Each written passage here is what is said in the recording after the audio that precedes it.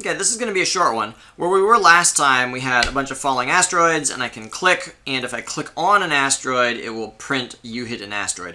What I want to do is I want to find a way to remove the asteroids when I click on them. So we're going to add a new field to GameObject called isAlive. And this is just a way of having our objects know whether or not we want to remove them from the game. So isAlive.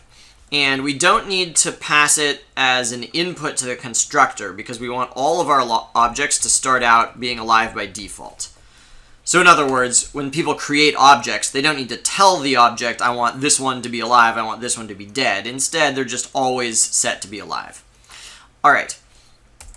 We do need a setter for this, though, so let's make a setter called setAlive, and then v.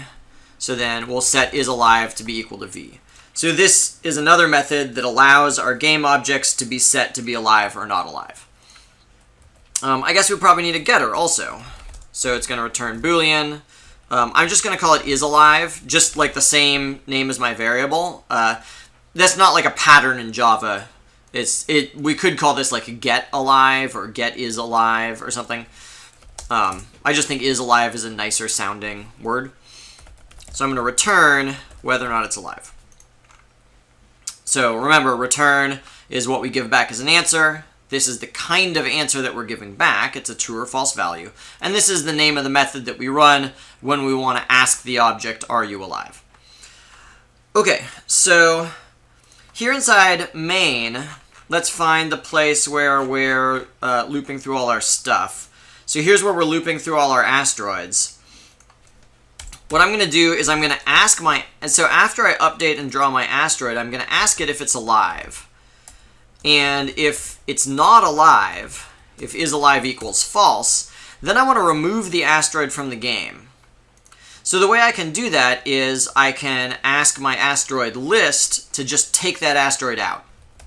So this is a new list command called remove. So remove just removes something entirely.